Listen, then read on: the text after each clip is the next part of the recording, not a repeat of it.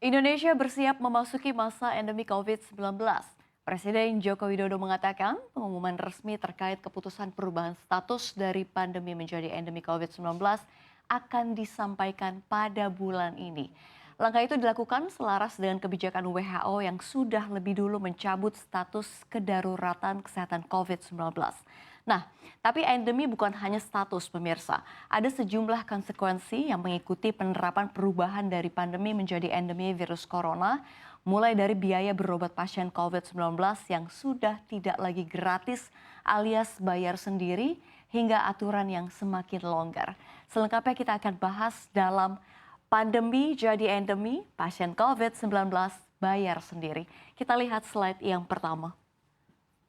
Ya, sebelumnya kita akan bahas terlebih dahulu ya, perbedaan pandemi dan endemi. Ini kalau menurut Center of Disease Control atau CDC, seperti yang dikutip dari situs resmi Kementerian Kesehatan, pandemi adalah wabah yang berjangkit serempak di mana-mana dan ini meliputi daerah geografis yang luas atau lingkup seluruh negara atau benua. Biasanya mengenai banyak orang. Contoh penyakit yang menjadi pandemi sekarang ya adalah COVID-19 ya kalau kita lihat. Sementara kalau endemi ini adalah penyakit yang berjangkit di suatu daerah atau pada suatu golongan masyarakat.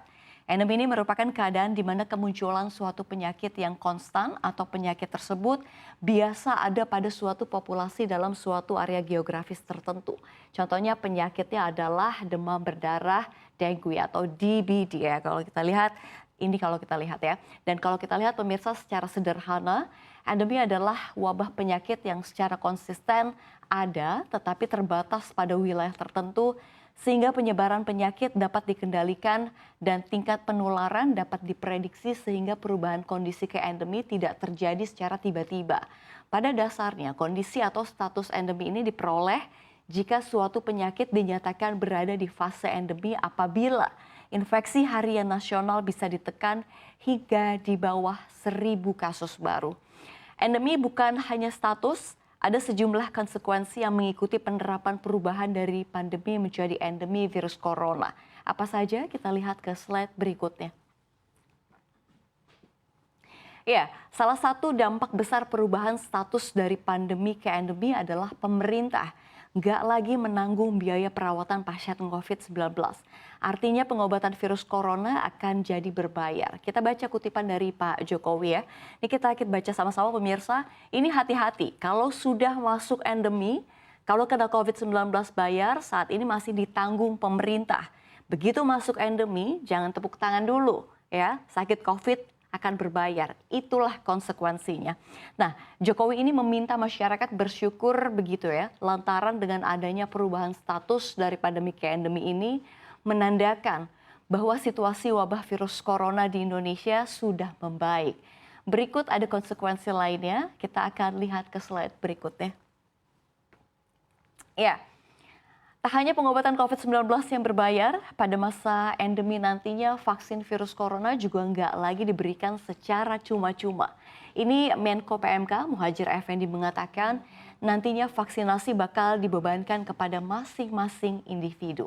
Namun tenang pemirsa, biaya vaksinasi masyarakat yang masuk dalam kategori penerima bantuan iuran atau PBI BPJS Kesehatan tetap dibayarkan oleh pemerintah. Kita baca sama-sama kutipan dari beliau ya, nanti pendanaannya, pembiayaannya tidak gratis lagi tapi dibebankan kepada BPJS Kesehatan. Sedangkan yang tidak mampu nanti akan dimasukkan PBI iuran dari pemerintah ya.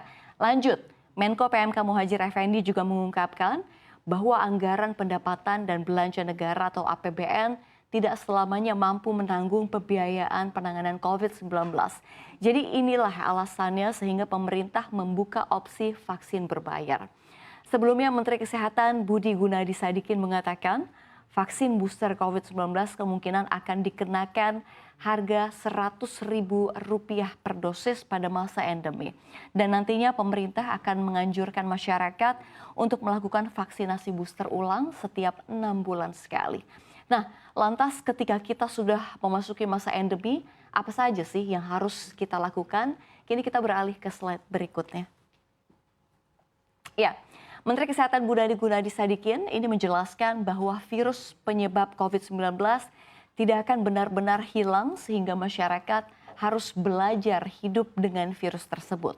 Menkes pun menjelaskan, sedikitnya ada 4 hal yang harus diperhatikan oleh masyarakat dalam transisi dari pandemi ke endemi. Yang pertama kita lihat, masyarakat harus mengetahui penyakit serta cara menghindarinya.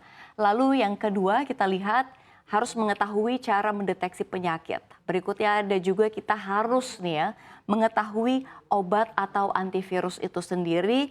Lalu yang terakhir kita harus paham mengenai vaksin sebagai upaya memberikan perlindungan pertama bagi mereka yang telah masuk kategori boleh divaksinasi. Nah, itu dia pemirsa gambaran ketika Indonesia memutuskan untuk memasuki masa endemi. Tentunya keputusan pemerintah ini pasti ada plus minusnya. Dan lagi-lagi, siap tidak siap di berbagai aspek, intinya Anda kena COVID, Anda yang tanggung sendiri. Harapannya kita semua, seluruh masyarakat sudah aware terhadap kesehatan diri. Meski sudah dilonggarkan, tetap jaga diri masing-masing, karena ingat, sehat itu mahal. Sekian.